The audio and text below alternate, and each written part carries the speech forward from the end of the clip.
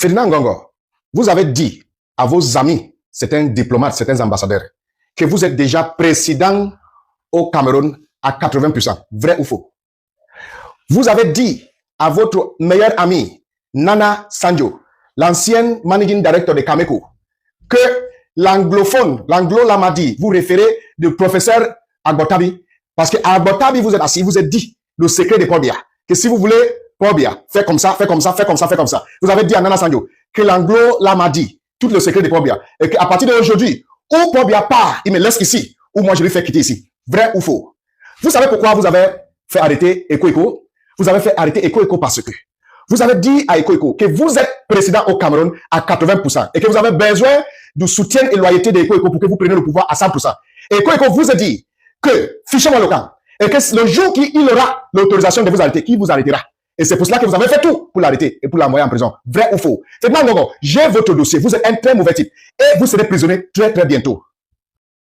Vous avez promis aux élites ou les ministres anglophones les différentes positions du ministère lorsque vous serez président. Vrai ou faux? Vous avez promis à Tangandji. Vous avez promis le ministre Are Mengot Nkongo. Vous avez promis ministre Paul Tasson. Vous avez promis ministre Félix Mbayou. Vous avez promis Fayongo Francis. Vous avez promis les ministres anglophones, les élites anglophones qui vous soutiennent que vous serez président bientôt parce que vous êtes déjà président à 80%.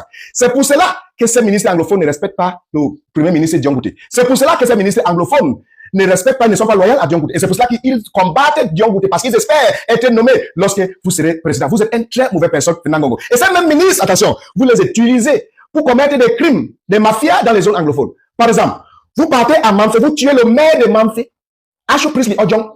Comment se fait-il que le maire de Manfé est dans son pick-up, n'est-ce pas? Et son chauffeur est devant, lui il est devant, et deux gendarmes sont derrière. Et que vous dites que c'est les ambassadeurs qui l'ont tué, et qu'aucun signe de balle n'est vu sur la voiture, et que le balle vient que par derrière, qui l'a tué? Les gendarmes qui vous l'avez envoyé pour l'accompagner. Ce sont ceux-là qui l'ont tué. Et vous accusez les innocents, qui c'est eux qui ont tué le maire de Manfé. Vous êtes un très très mauvais personne, et on connaît votre manipulation au Cameroun. Le maire de Manfé est dans la voiture, devant le pick-up. Et le chauffeur est au volant. Et deux gendarmes sont derrière. Mais on n'a pas vu les balles de voiture sur la balle sur la voiture. Mais la balle est étant dans la voiture. Les balles sont devenues esprit. Et suffisamment. Le chauffeur de cette même voiture devient le maire, alors qu'il ne devient même pas le substitut numéro 2 ou numéro 3. Il devient automatiquement le maire de Manfé. Et vous lui demandez de rester tranquille. Parce qu'il connaît ce que vous avez fait pour tuer le maire de Manfé. Vous-même, vous savez pourquoi vous l'avez tué. Et je reviendrai sur ça après. Vous l'avez tué. Et vous mettez ça sur la tête des innocents. Vous venez dans l'hôpital de Manfé, là où je suis né. Là où moi, ça, je suis né. Vous brûlez l'hôpital. Là, l'hôpital de Manfé, là. Il y a le mix control des gendarmes et le militaire et la police. Le mix control a déjà fait 40 ans là-bas. Et le camp militaire de Bissau est à 5 minutes de cet hôpital. Le camp militaire de Manfé est à 10 minutes de cet hôpital. Et cet hôpital a coûté de goudron. Vous faites sortir des malades, vous les transférez à l'hôpital militaire de Manfé. Et puis vous brûlez l'hôpital pendant 1h30 minutes. Et puis vous blâmez cela aux ambassadeurs. Et vous faites quoi aux gens que c'est les ambassadeurs qui ont fait? Vous trompez qui? C'est Ngongo. Vous trompez les qui?